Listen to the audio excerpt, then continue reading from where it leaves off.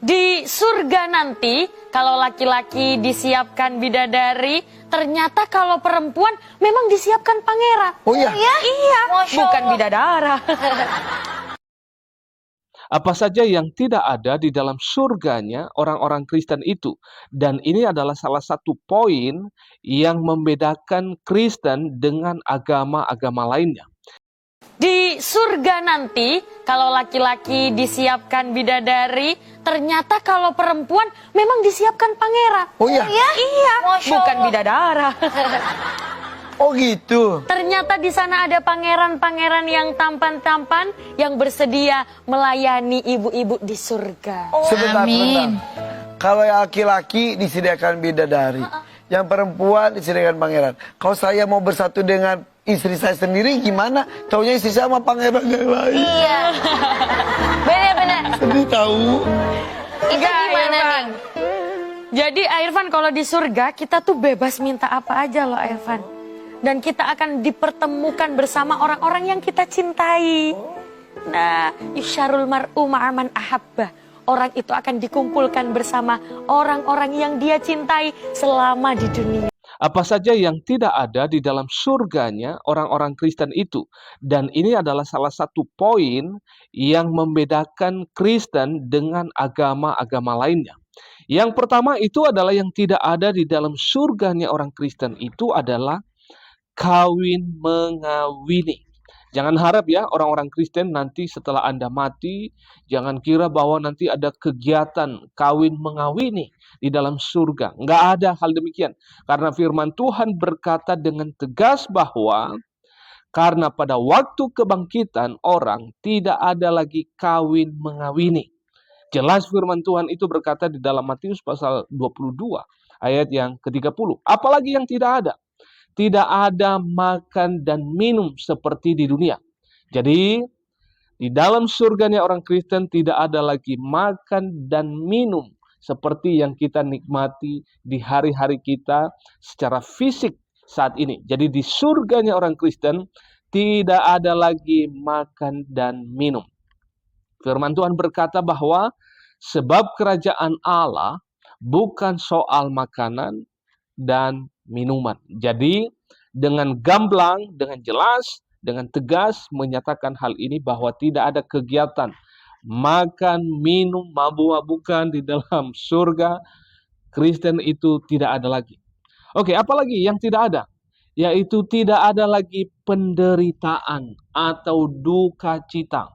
Jadi Anda yang terus di hari-hari ini Anda banyak pergumulan, banyak persoalan antara orang tua dengan anak, masalah dengan hubungan keluarga, suami istri dengan mertua dan segala macam masalah ekonomi.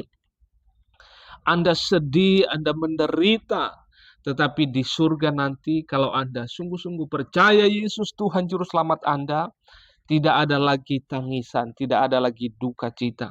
Sebab firman Tuhan berkata bahwa tidak akan ada lagi maut, perkabungan, dan ratap tangis. Itu sudah tidak ada lagi.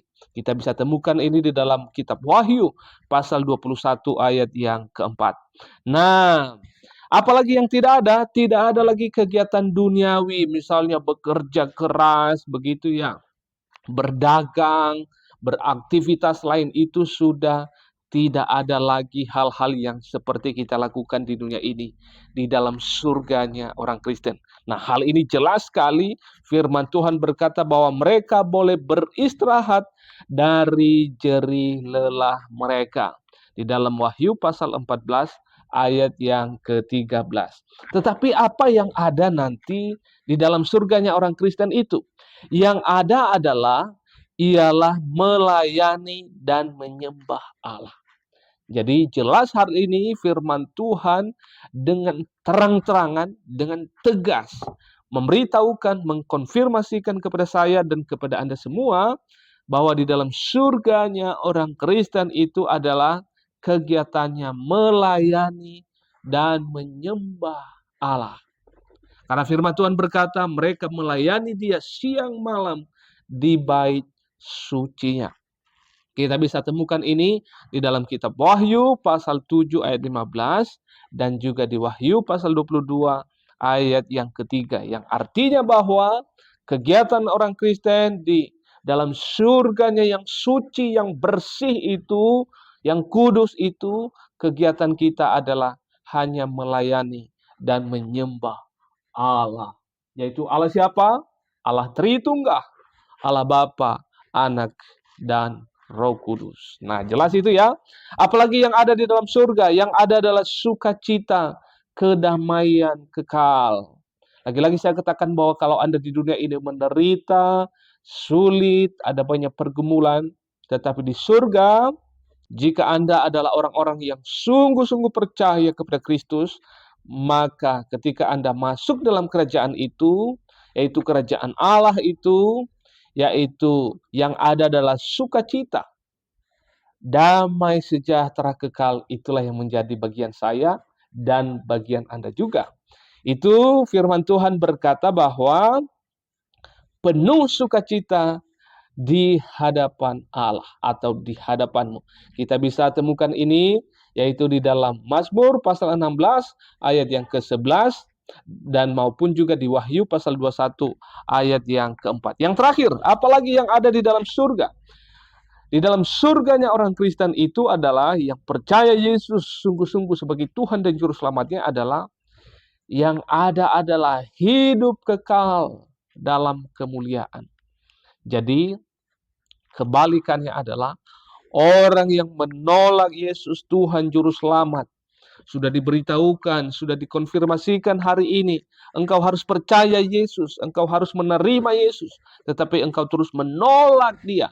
Maka sebaliknya yang Anda alami adalah kematian kekal, penghukuman kekal di neraka yang penuh api.